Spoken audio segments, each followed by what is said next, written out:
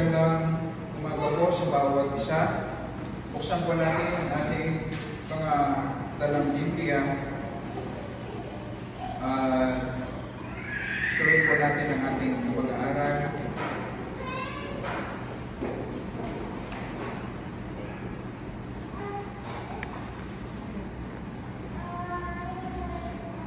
Ephesians chapter 3, verses 14 to 21. Basahin po natin at pagkatapos tayo po ay lalapit sa Panginoon sa panalangin. Verse 14. Dahil dito ay inululuhod ko ang aking mga tuhod sa Ama, na sa Kanya'y pinangalan ang bawat sambahayan sa langit at sa lupa, upang sa inyo'y pagkaloob niya ayon sa kayamanan ng Kanyang kaluwalhatian, na kayo'y palakasin ng kapangyarihan sa pamamagitan ng Kanyang Espiritu sa pagkataong loob, upang si Kristo ay manirahan sa inyong mga puso sa pamamagitan ng pananampalataya. Kung papaano kayo'y nabuugat at tumitibay sa pag-ibig. Aking idinadalangin na magkaroon kayo ng kapangyarihang mataro, kasama ng lahat ng mga banal, ang luwag, haba, taas, at lalim, at upang makilala ang pag-ibig ni Kristo na higit sa kaalaman. At yung susunod po, ito ang ating pag-aaralan, upang kayo'y mapuno ng lahat ng kapuspusan ng Diyos. Verse 20, ngayon, sa Kanya na makakagawa ng higit na sagana kaysa lahat ng ating hinihingi o iniisip, ayon sa kapangyarihang gumagawa sa atin. Sumakanya nawa ang kalwalhatian sa Iglesia at kay Kristo Jesus sa langit, sa lahat ng mga salinahi magpakailanman. Amen. Tayo po'y manalangin. Nagpapasalamat po kami, Panginoon, sa kasapatan ng iyong mga salita. Kinikilala po namin na ang lahat ng aming kailangan patungkol sa kabanalan, sa aming pananampalataya, patungkol sa aming relationship sa iyo, upang ma-enjoy ka namin at maluwalhati ka namin bilang aming Panginoon. Lahat ng aming kailangan, Panginoon, ay nasa iyong mga salita. Kaya naman, lumalapit kami sa iyo. Sa aming pag-aaral, Panginoon, bigyan mo po kami ng wisdom. Bigyan mo po kami ng insight. Kailangan namin ang power ng iyong Holy Spirit, Panginoon, upang ang mga salitang aming pag-aaralan ay magkaroon ng bigat sa aming mga puso, upang maharamdaman namin, Panginoon, at makita sa aming mga buhay. At dinadalangin namin ito, Panginoon, hindi po para sa aming sariling luwalhati, kundi para sa luwalhati lamang ng iyong pangalan. Amen.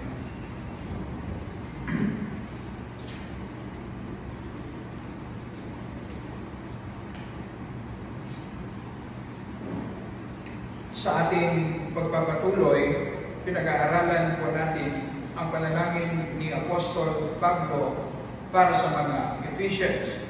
Ang maranasan nila ang tunay na maturity sa kanilang pananampalataya. Si Richard Phillips ang nagsabi ng ganito: ang isa sa malaking problema ng early church na obvious po nating makikita yan sa mga sulat ng mga apostol sa iba't ibang iglesia. Sabi niya, ang isa sa pinakamalaking problema ng early church ay ang reluctance ng ibang mga Kristiyano na magsikap upang makamit ang spiritual maturity. Sa unang Korinto, ni-rebuke ni Apostol Pablo ang mga Corinthians sa kanilang worldliness and sin. Ni-remind niya sila na meron silang power na tumanggi sa kasalanan at lumakad sa kabanalan. Ganon din sa Hebreo. Merong mga matatagal ng mananampalataya na dapat ang kinakain na nila ay spiritual meat.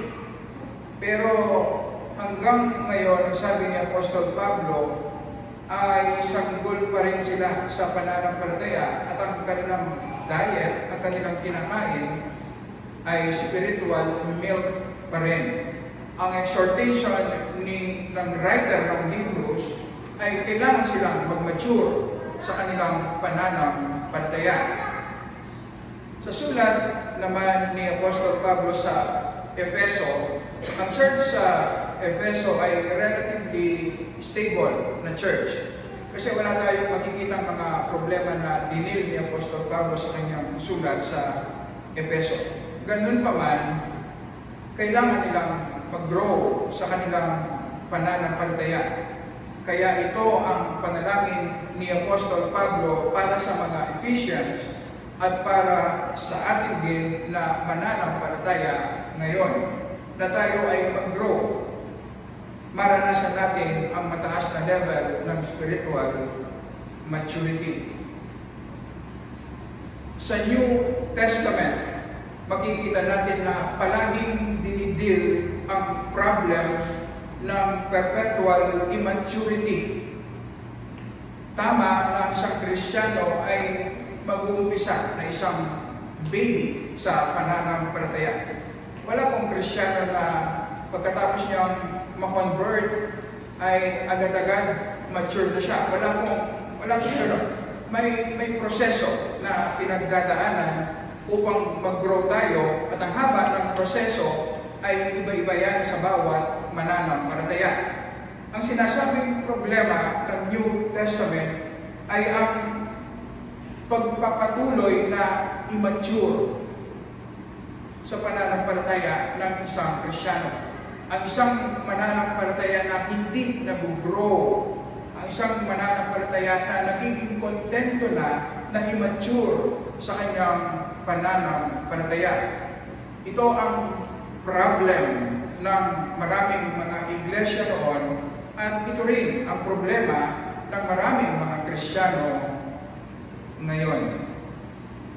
Ito ang laman at ina-address ng dakilang panalangin ni Apostol Pablo para sa mga Ephesians. Naglalaman ito ng exposition ng Christian faith, kung paano pinapalago ng Panginoon ang isang mananampalataya, kung paano dapat lumakad at mamuhay ang isang mananampalataya.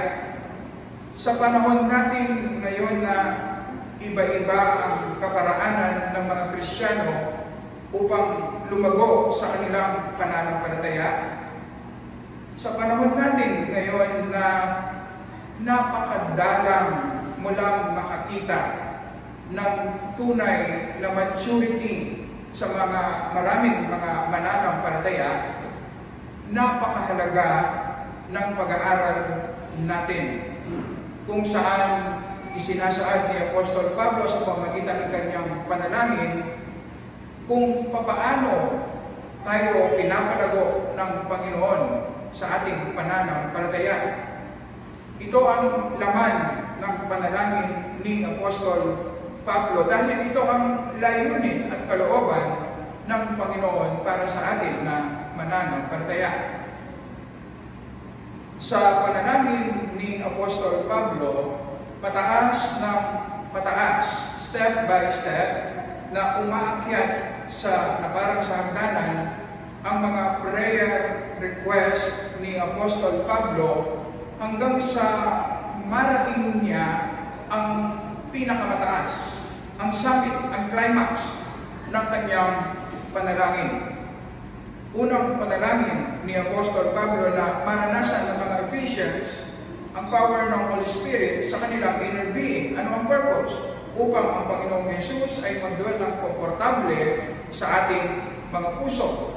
At ang magiging bunga nito ay lalakad tayo sa pag-ibig. At ang paglakad natin sa pag-ibig ang magbibigay ng power sa atin upang maunawaan natin ang pag-ibig ni Jesus. At ang pag-ibig ni Jesus naman ang magbibigay ng power sa atin upang tayo po ay lumakad sa kalooban ng Panginoon. At kapag ang pag-ibig ni Jesus ay naunawaan natin, nararanasan natin, ang isa pang layunin, at ito ang pinakahuli, ay upang tayo ay mapuno ng lahat ng kapuspusan ng Diyos. Ito ang climax, ito ang summit ng panalangin ni Apostol Pablo. Si Lloyd Jones ang nagsabi, pagdating sa ating mga prayer request, pagdating sa ating experience bilang mga Kristiyano, ang mapuno ng lahat ng kapuspusan ng Diyos ang pinakamataas na pwede natin maranasan na pagpapala mula sa Diyos. Wala nang higit pang blessing na pwedeng maranasan ng isang Kristiyano. Ito ang ultimate Christian experience, highest doctrine sa Bible. Sa mundong ito at sa susunod na buhay, sa glory na naghihintay sa atin, tayong mga mananampalataya, ang mapuno ng kapuspusan ng Diyos, ang pinakamataas, ang pinakasagad na blessing na pwede nating maranasan tayong mga mananampalataya. So ang tanong sa atin, ano ba ang ibig sabihin ng mapuno ng kapuspusan ng Diyos, na ito ang panghuling request ni Apostol Pablo? Importante po na ma-interpret natin ito ng tama. Upang magawa natin ito, kailangan natin i-interpret gamit ang buong Biblia. Ibig sabihin, kapag nagkaroon tayo ng interpretation, dapat hindi ito laban sa ibang katuruan po na nasa salita ng Panginoon. May mga nagsasabi na ibig sabihin ng mapuno ng kapuspusan ng Diyos ay magiging Diyos ang tao. May incorporate ang isang Kristiyano sa Diyos. Para bang tayo po ay patak ng tubig, tayo mga Kristiyano, na ibabalik tayo sa dagat. So, ang ibig sabihin, mawawala ang ating individuality, ang ating personality, ma-absorb, ma-merge tayo sa eternal na Diyos. So, magiging Diyos ang Kristiyano. Meron ganitong maling interpretation. May isa rin maling katuruan na tinatawag ng pantheism, na sinasabi na God is everything. Sa katuruan ito, ang Diyos naman ang mawawalan ng sariling personality kasi mamimerge siya sa creation. So makikita mo ngayon ang Diyos sa iba't ibang bagay sa mundo ito, kahit na sa ating mga tao, kaya magiging Diyos tayo. So may mga ganitong maling interpretation.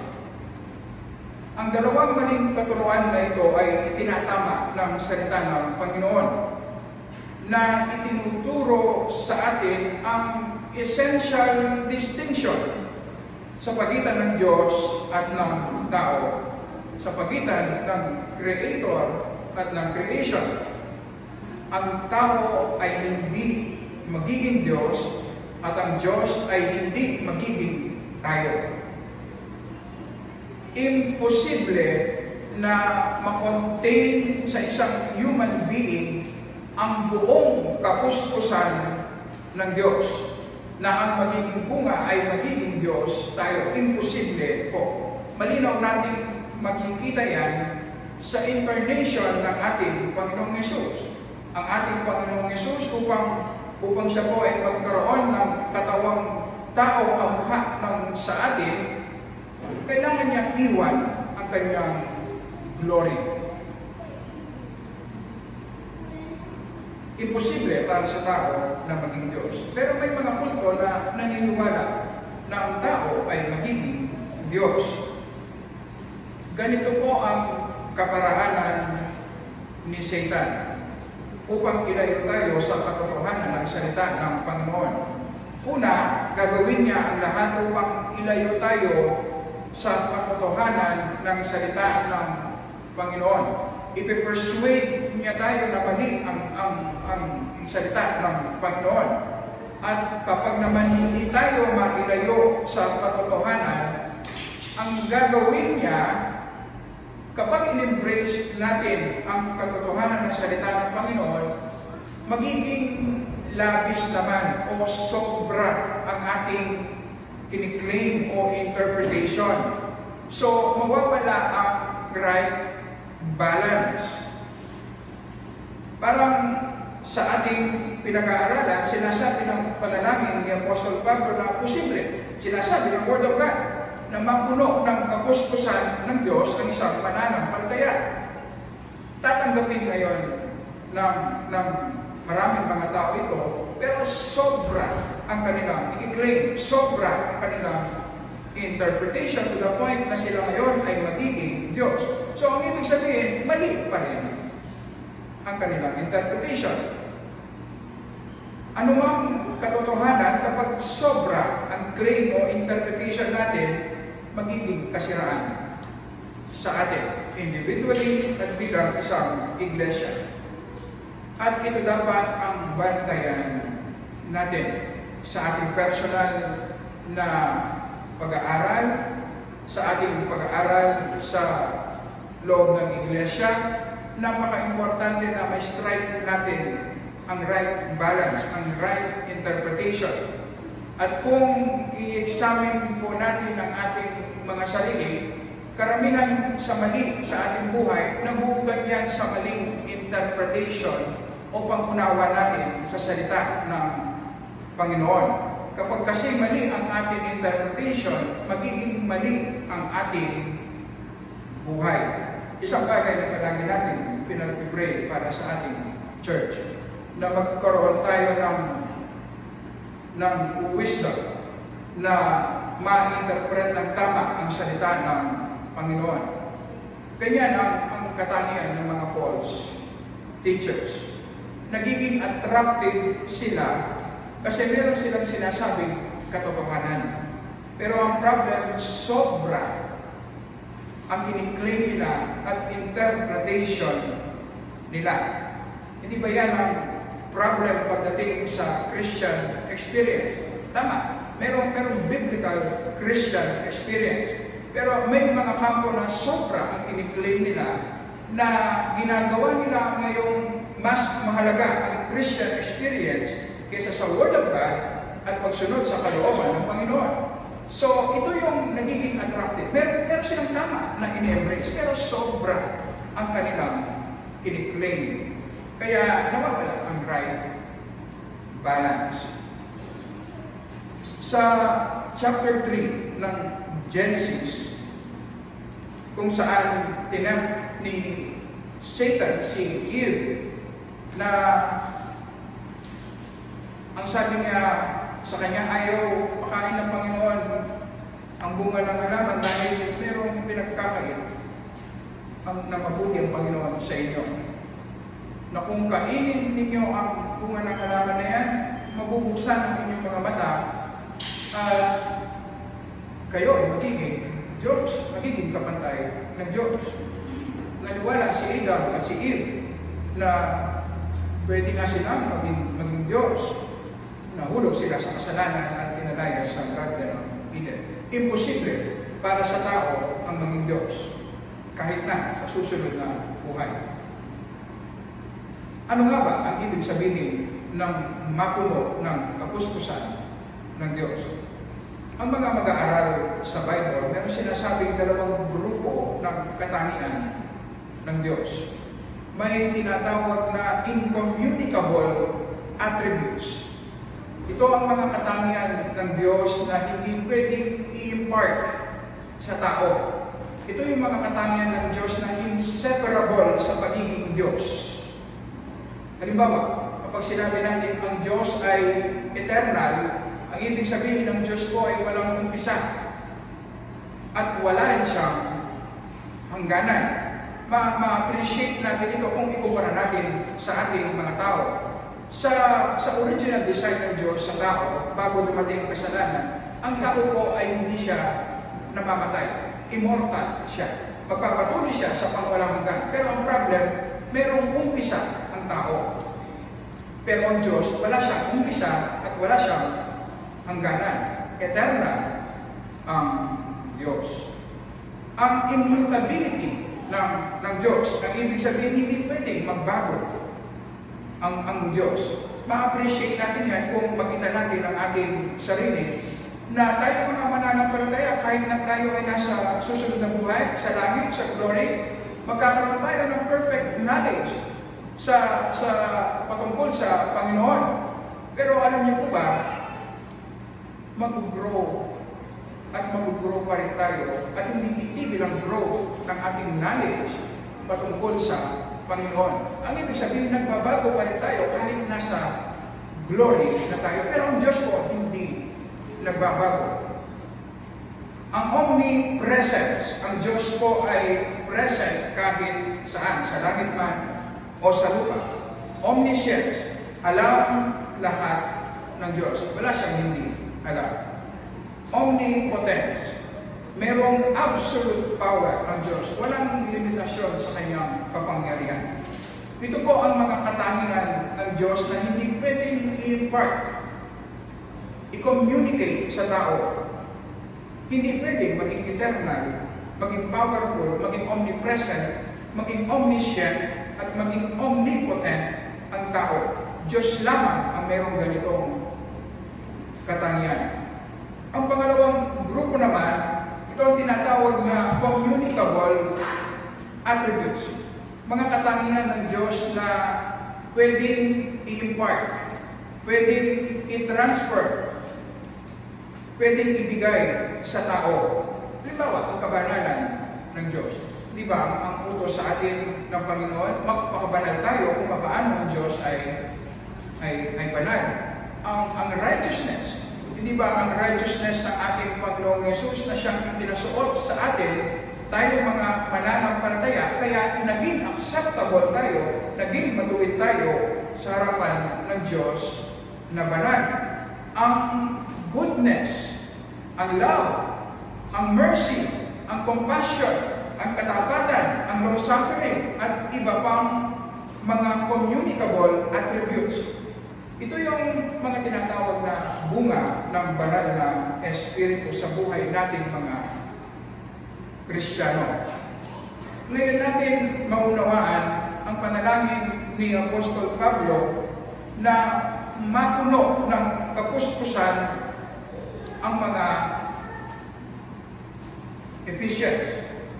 So, ang unang sinasabi sa atin, hindi natin ito pwedeng i-interpret na absolutely ay magiging Diyos tayo. Hindi po pwede. Kasi meron mga incommunicable attributes ang Diyos na hindi pwedeng i-impart sa tao. Sa kabilang banda naman, partially, pwede natin itong interpret ng literal. Kasi meron mga communicable attributes ang Diyos na pwedeng i-transfer ng Diyos sa tao. So, ang panalangin ni Apostol Pablo ay ang manatili tayong tao, mananatili tayong tao, pero ma-impart sa atin, ma-communicate sa atin, ma-replicate sa atin ang mga communicable attributes ng Diyos. So kung ito ang pinakamataas na request ni Apostol Pablo, ito ang sagad ng blessing na pwedeng ibigay ng Diyos sa tao, maunawaan natin ngayon yung mga naunang request ni Apostol Pablo. Kung ang goal ng Panginoon sa buhay natin ay i-replicate, i-manifest sa atin ang mga communicable attributes ng Diyos, kailangan nga natin ang power ng Holy Spirit sa ating inner being. Upang ang Panginoong Yesus ay maging komportable sa ating mga puso, ang ibig sabihin na susunod ang kalooban ng Panginoong Yesus sa ating buhay sa lahat ng aspeto.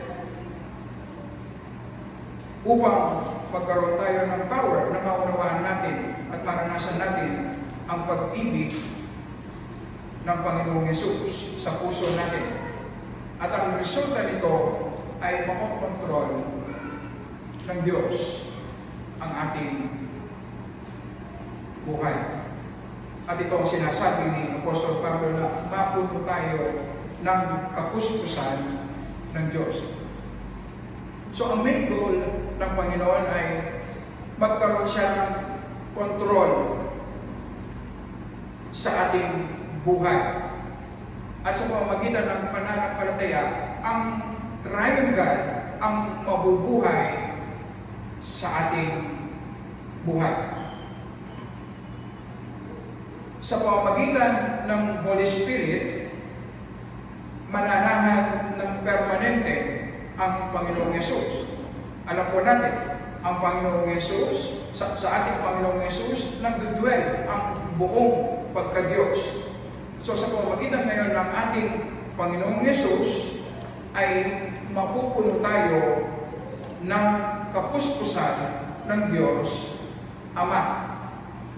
So ito ang ginagawa ng triune God. Gusto niyang magkaroon ng kontrol sa ating mga buhay.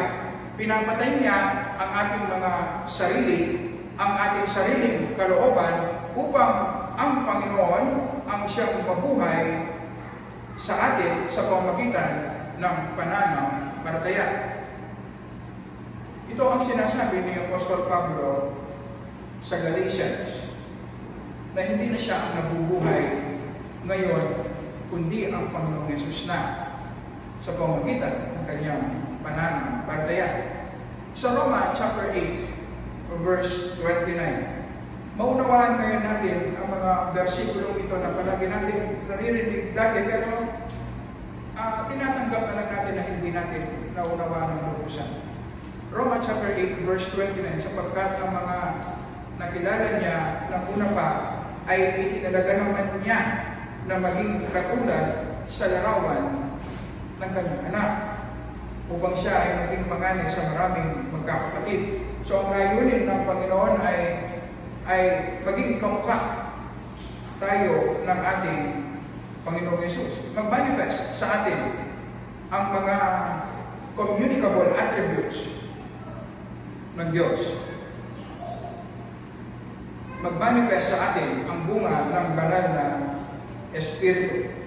Ito ang spiritual maturity na tinutukoy po ng salita ng Panginoon, na ito ang goal ng Panginoon para sa atin na tayo mga mananampalataya.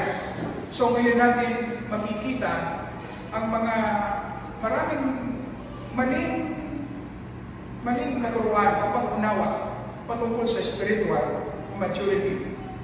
Ang spiritual maturity po, hindi po ang magkaroon tayo ng office o position sa church. Tama na ang isang importanteng requirement upang maging deacon o maging pastor ay mataas na level ng spiritual maturity. Pero pwede rin na meron kang office o meron kang position pero hindi ka mature bilang isang mananampalataya.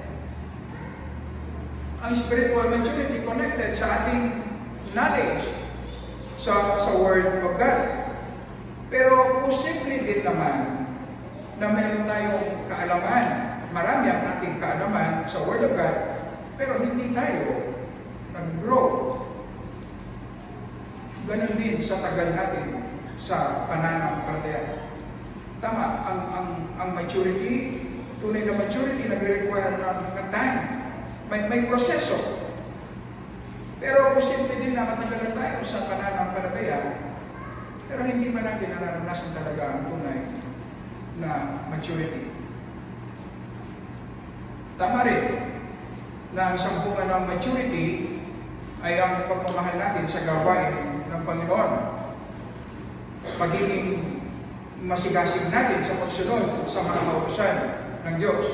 Next Sunday, titignan natin kung paano po ito nangyayari, na binibigyan tayo ng power ng Panginoon dahil siya ang bubuhay sa atin, kaya magiging madali ang paglilingkod, magiging madali ang pagsunod sa mga kautusan ng Diyos. Pero posible na maging masikasit tayo sa pagsunod, maging busy tayo sa gawain, pero hindi tayo nagmamature. Ang maturity ay ang mamatay tayo sa ating sarili o wala ang control natin sa ating buhay at ang trying God ang mabubuhay at magpokontrol sa atin. Kaya nga ang sinasabi ni Apostol Pablo, ang buhay sa Espiritu ay ang righteousness, joy, and peace. Ang ibig sabihin, kapag ang Panginoong Yesus ay nagbubuhay at ang nagkokontrol sa atin ay ang Diyos, normal na magmamanifest sa atin ang joy, ang peace, ang righteousness. Kaya ang sabi ni Apostle John, na sa ating mga Kristiyano na born again, ang sabi niya, hindi pabigat ang mga kautusan, hindi mabigat sundin. Kasi nga, ang Diyos ang nabubuhay sa atin, ang ibig sabihin, dumadaloy sa atin ang power ng Diyos. Kaya magmamanifest ang mga graces sa atin. Next Sunday, mag-ugal tayo na matagal sa kung paano ang proseso na ginagawa ng Panginoon. Pero, kasalukuyan, ang sinasabi sa atin, importante na magkaroon tayo ng tamang kaalaman, doktrina. Dito pumapasok ang doktrina. Ano man ang sigasig natin sa ating pananampalataya? Kung wala tayong tamang kaalaman sa kung ano ang disenyo at layunin ng Panginoon patungkol sa ating pananampalataya, hindi magiging tama ang lakad natin bilang mga mananampalataya. Kung wala tayong kaalaman sa salita ng Panginoon, tayo mismo, tayo lang ang magsiset ng standard. Ano ba talaga? Paano ba talaga dapat mamuhay ang isang Kristiyano? Pero ang salita ng Panginoon ipinapakita sa atin kung gaano po kababa ang standard na sineset natin. Ang goal ng Panginoon sa atin ay mag-dwell, manahan, nagpermanente ang triune God sa atin. I-communicate sa atin, i-impart sa atin ang mga communicable attributes ng Diyos. Pero tayo mga mananampalataya, okay na tayo na nagsisimba. Kapag gusto natin, sumusunod. Kapag gusto natin, sacrifice. At ayaw natin umali sa ating comfort. So, ganito kababa ang ating mga pangarap para sa ating pananampalataya. Importante na magkaroon tayo ng tamang pang-unawa sa ano ba talaga ang spiritual maturity. Paano ba ito ginagawa ng Panginoon? Ngayong papasok na ang bagong taon, 2025, importante na ma-assess natin ang ating nakaraang taon. Kung paano tayo namuhay. Ang ating naging buhay ba ay nakaayon sa layunin ng Panginoon o nakaayon sa ating personal na layunin? Naging fruitful ba ang buhay natin para sa luwalhati ng Panginoon? O nasayang lang ang ating buhay? Ang ating time sa mundong ito, kapag lumipas na, hindi na pwedeng ibalik, hindi na pwedeng palitan. Ang pera kapag nawala, pwedeng palitan. Ang oras kapag nagamit na, lumipas na, hindi na pwedeng ibalik.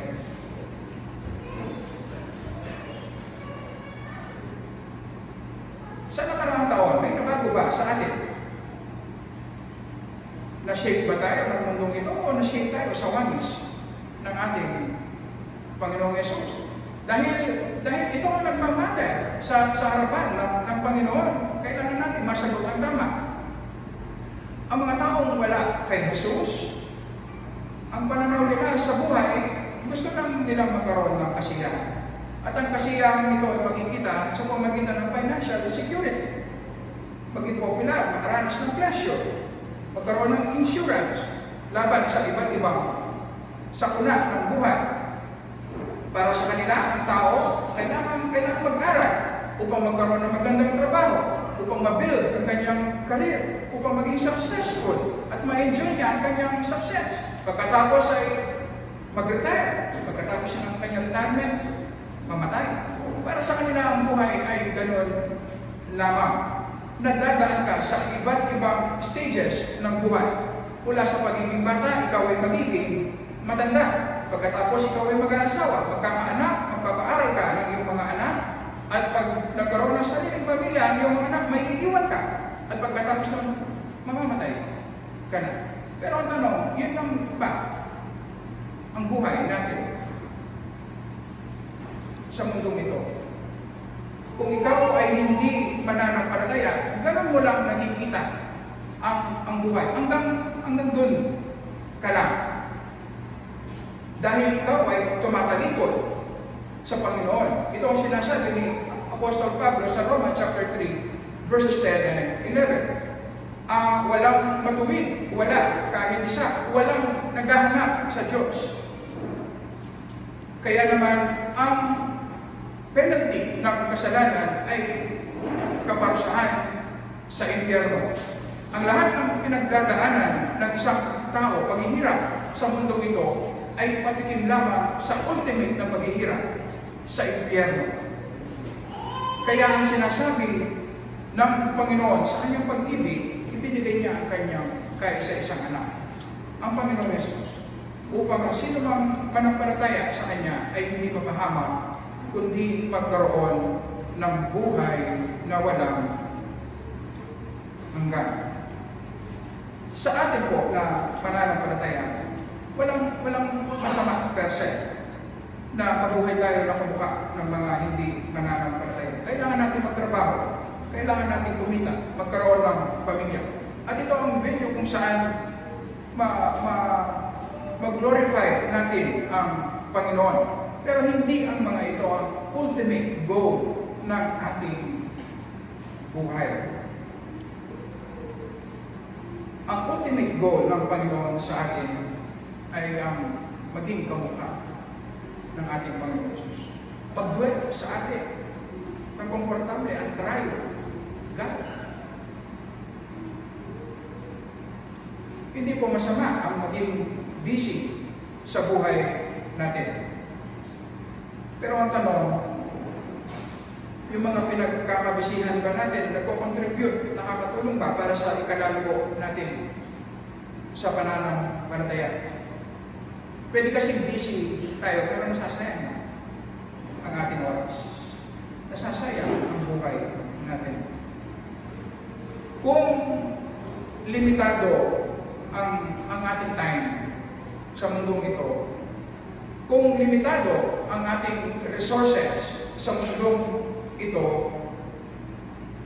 kung malinaw sa atin na hindi naman talaga natin magagawa ang lahat ng gusto natin, marami tayong pangarap, pero ang totoo, hindi natin magagawa ang lahat. Limitado lang ang magagawa natin sa mundong ito. Kung totoo ang mga ito, ibig sabihin importante na mag-set tayo ng tamang priorities sa ating mga buhay. Hindi ba wise na sa ating limited time at limited resources ay gagamitin natin, i-spend natin ang ating buhay sa layunin ng Panginoon para sa atin ang mag-grow sa ating pananampalataya, mag-mature sa ating pananampalataya, upang hindi po masayang ang ating buhay sa mundong ito. Huwag natin kakalimutan na sinusukat ng Panginoon ang buhay natin base sa ating growth spiritually. Hindi tayo tinitingnan ng Panginoon base sa ating estado, base sa nakamit natin sa ating career. Hindi po. Ang sinusukat ng Panginoon ay ang ating growth sa godliness, ang growth natin sa Christ likeness. Ito ang importante ito ang nagpamada sa harapan ng Panginoon. Ang ibig sabihin, kung nag-iisip lang tayo at nag-aanalis, mag-fail man tayo sa ibang aspeto ng ating buhay, hindi man natin ma-please ang maraming mga tao, hindi man natin magawa ang lahat ng gusto natin sa mundong ito, kung tayo ay lumalago sa wangis ng Panginoon, sa harapan ng Panginoon, kayo po ay successful.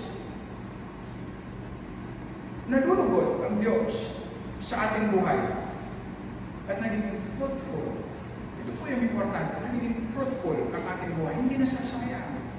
Hindi nasasayang ang ating mga buhay. Importante, ano man ang pagkakamali natin sa nakaraang taon, ano man ang dahilan kung bakit nasayang ang maraming oras at resources natin, mag-learn tayo at iset natin ng tama ang ating priorities ngayong paparating na ang taong 2025. Maging priority natin tayo mga Kristiyano. Pag-aaralan natin ng detalyado next Sunday ang ating daily devotion sa Word. Ang Holy Spirit hindi siya nag-work sa atin na hiwalay sa Word of God. Kailangan tayo mag-aral araw-araw ng salita ng Panginoon at nakafocus ang ating pag-aaral sa pag-ibig ni Jesus. At palagi natin pinag-pray ang gospel. Ini-examine ang ating sarili. Pinag-pray natin kung paano natin ito i-apply sa ating mga puso. At nagiging magbusisi tayo sa pagsunod sa kalooban ng Panginoon. Hindi pananahan ng komportable ang Diyos sa atin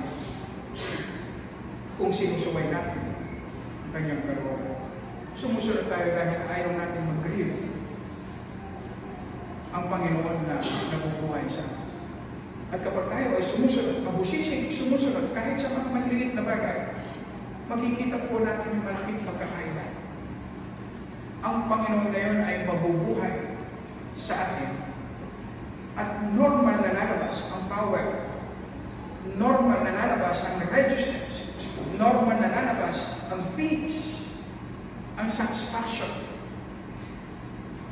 So hindi siya tinatrabaho mula sa labas papunta sa loob. Hindi. Tinatrabaho siya mula sa loob papunta sa labas. So ang main work natin mga mananampalataya ay nasa ating devotion araw-araw. At ito ang sasabihin natin. Kapag wala tayong daily devotion, next Sunday explain natin. Kapag wala tayong daily devotion araw-araw, ang ibig sabihin nabubuhay ka base sa iyong sarili, kalakasan. Kaya mabigat. Mahirap ang sumunod. Mahirap ang maglikod. Konting problema lang nadadapa kasi nabubuhay ka base sa iyong sarili, kalakasan. Kaya ang goal natin, from inside to outside. Manahan ng komportable ang Diyos at magmamanifest siya ng normal sa ating buhay. Magiging magaan at masaya ang buhay natin. Ganito kataas ang layunin ng Panginoon sa ating mga mananampalataya. Tayo po ay tatayo, pawitin po natin ang ating closing hymn. At pagkatapos po natin